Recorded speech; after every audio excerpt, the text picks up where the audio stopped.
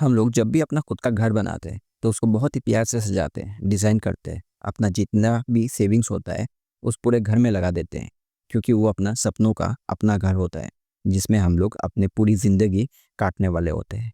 लेकिन क्या होगा अगर आप लोग को पता चले कि जो घर आपने बहुत ही प्यार से बनाया है, उस घर में सिर्फ आप लोग नहीं रहते हो, बल्कि आपके साथ कुछ ऐसी आत्माएं, कुछ ऐसी शक्तियाँ रहती है जो आप लोग को हमेशा उस घर से दूर भगाना चाहती है। तो आज की हमारी कहानी भी कुछ ऐसी ही है। और ये कहानी कंटिन्यू करने से पहले मैं आप लोग को ये कहना चाहूँगा कि अगर मेरी वीडियोस आप लोगों तक पहुँच रही है, आप लोग को पसंद आ रही है, तो चैनल को सब्सक्राइब ज़रूर कीजिएगा, वीडियो को लाइक कीजिएगा, जिससे मुझे मोटिवेशन मिलेगा और मैं ऐसे ही सच्ची डरावनी कहानियाँ आप लोगों के लिए हमेशा लाता रहूँगा। और इसी के साथ आज का ये एपिसोड शुरू करते हैं। तो ये कहानी है असम के कैपिटल गुवाहाटी की। और जिन्होंने मुझे ये कहानी भेजा है वो भी गुवाहाटी के ही रहने वाले हैं, बल्कि उनके घर से 2-3 घर छोड़ के ही वो घर है जिसमें ये सब हॉरर एक्टिविटीज़ हुई थी। तो ये बात है 2001 की, जब एक बिज़नेसमैन जो कि बैंगलोर से बिलॉन्ग करते थे और उनका स्टील का बिज़नेस था, तो वो अक्सर भारत के अलग-अलग स्टेट्स में घूमते रहते थे अपना बिज़नेस एस्टेब्लिश करने के लिए, मतलब अपना स्टील का जो भी उनका कारोबार था वो एस्टेब्लिश करने के लिए। और वैसे मैं आपको बता दूँ कि ये जो अभी जगह का नाम मैं यूज़ करने वाला हूँ, जो उस पार्टिकुलर एरिया का नाम यूज़ करने वाला हूँ, ये कोई सच्ची मतलब सच जगह का नाम नहीं है। हम लोग एक इमेजिनरी नाम लेंगे जो है रानी नगर। हाँ, तो वो जो बिज़नेसमैन है, वो अक्सर भारत के अलग-अलग स्टेट्स में घूमते रहते हैं। और अभी फ़िलहाल इनका जो काम था, वो गुवाहाटी में पड़ा था, असम में पड़ा था। तो वो लोग उस एरिया में रानी नगर में एक रूम रेंट लेके रहने लगते हैं। लेकिन कुछ दिनों में उनको पता चलता है कि वो उनका जो ये कारोबार है, जो कि गुवाहाटी में है, वो अभी 2-3 साल लंबा चलेगा। वैसे उनके फैमिली में वो जो बिज़नेसमैन है, उनका वाइफ़ और उनका एक 3 साल का बच्चा है। तो वो लोग वहीं पे रूम रेंट लेके रहने लगते हैं। लेकिन जब उनको पता चलता है कि उनको 2-3 साल वहीं पे रहना पड़ेगा, गुवाहाटी में ही रहना पड़ेगा, रानी नगर में, तो वो लोग डिसाइड करते हैं कि क्यों ना इसी जगह पे एक छोटा-सा ज़मीन खरीद के घर बना लिया जाए। और ये एक sort of type of investment भी हो जाएगा, क्योंकि उस टाइम मतलब 2001 में उस जगह का रेट भी कम था।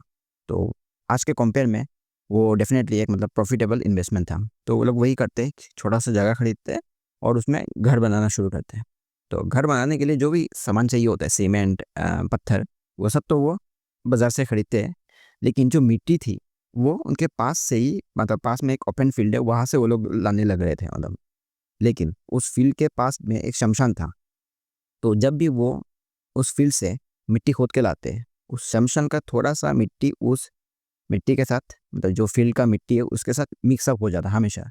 ये चीज़ उन्होंने पहले ध्यान नहीं दिया। वो लोग सामान लाए, मिट्टी लाए, घर बनाया और आखिरकार 6 मंथ बाद वो घर बन के तैयार हुआ। उन्होंने पूजा-पाठ किया और घर में शिफ्ट हो गए, उनकी पूरा फैमिली के साथ, वाइफ़ और 3 साल के बच्चे के साथ। लेकिन जिस दिन वो शिफ्ट हुए, उसके दूसरे दिन से ही कुछ ना कुछ प्रॉब्लम्स आनी शुरू हो गई थी।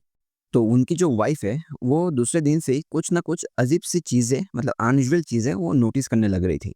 उनका जो छत था, वो छत से किसी के बात करने की आवाज़ सुनती थी और या फिर कभी-कभार वो किसी की परछाई देखती थी। तो ये सब बात वो अपने हस्बैंड और उनके जो आस-पड़ोस के लोग थे, उनके साथ वो शेयर करती है। लेकिन सब लोग यही कहते हैं कि नहीं, ऐसा तो कुछ नहीं है, ये शायद आपके मन का वहम होगा। और ये सब कह के उसके हस्बैंड और उनके जो आस-पड़ोस है, सब लोग ये चीज़ टाल देते हैं। और फिर 1 हफ्ते बाद उनके हस्बैंड को ये पता चलता है कि उनको अपने बिज़नेस के काम के कारण फिर से बैंगलोर जाना पड़ेगा। और शायद यही उनकी सबसे बड़ी गलती थी। उनके हस्बैंड के बैंगलोर जाते ही ये कहानियाँ, ये घटनाएँ अब धीरे-धीरे और बढ़ने लग रही थी। वो सुबह जब भी नींद से उठती थी, तो उनको अपने बेड का पोज़ीशन हमेशा अलग डायरेक्शन में मिलता, जबकि वो रात को अलग डायरेक्शन में होता। और धीरे-धीरे वो 3, 4, 5 लोगों की बात करने की आवाज़ें सुनती है अपने दूसरे वाले कमरे से। और ये जब आवाज़ें आती है, वो दौड़ के उस कमरे में जाती है, ये देखने के लिए कि कहीं शायद उस कमरे में कोई आ गया हो, लेकिन वो कमरा बिल्कुल खाली होता। और धीरे-धीरे जब ये सब चीज़ें और ज़्यादा होने लगी और वो बिल्कुल मेंटली डिस्टर्ब हो चुकी थी, वो बिल्कुल भी अब एक पल उस बिल्डिंग में, अपने घर में नहीं रहना चाहती थी। तो वो डिसाइड करती है कि वो पास में ही कोई एक घर रेंट में लेके वहीं पे शिफ्ट हो जाएगी कुछ दिन के लिए। लेकिन ये बातें वो अपने हस्बैंड को नहीं बताती है, क्योंकि अगर ये सब वो बताएगी तो उनके हस्बैंड को खामखा टेंशन होगा और वो बिज़नेस का काम छोड़ के फिर से गुवाहाटी में आ जाएँगे, जिनको मतलब जिसके कारण उनको बहुत लॉस होगा। तो ये सोच के वो ये सब अपने हस्बैंड को नहीं बताती है। फिर वो मतलब मन ही मन एक कमरा देखने लगती है, 1-2 कमरा, और फिर उनको एक मिलता है रेंट में, तो वो अपने बच्चे को लेके वहाँ पे चली जाती है। लेकिन जब वो उस कमरे में शिफ्ट करती है, तभी एक दिन उनको अचानक याद आता है कि उनका कोई एक ज़रूरी चीज़ उस बिल्डिंग में ही रह गया, मतलब उनके अपने घर में रह गया है। तो वो अपने बच्चे को, उस जो मकान मालकिन है, उनको दे के और उनको कहती है कि मैं अपना एक सामान उस घर में भूल गई हूँ, तो आप मेरे बच्चे को 10 मिनट के लिए सँभालिए, तब तक मैं जाके वो सामान लेके आती हूँ। लेकिन उस दिन जब वो गई, उसके बाद से वो फिर कभी लौटी नहीं।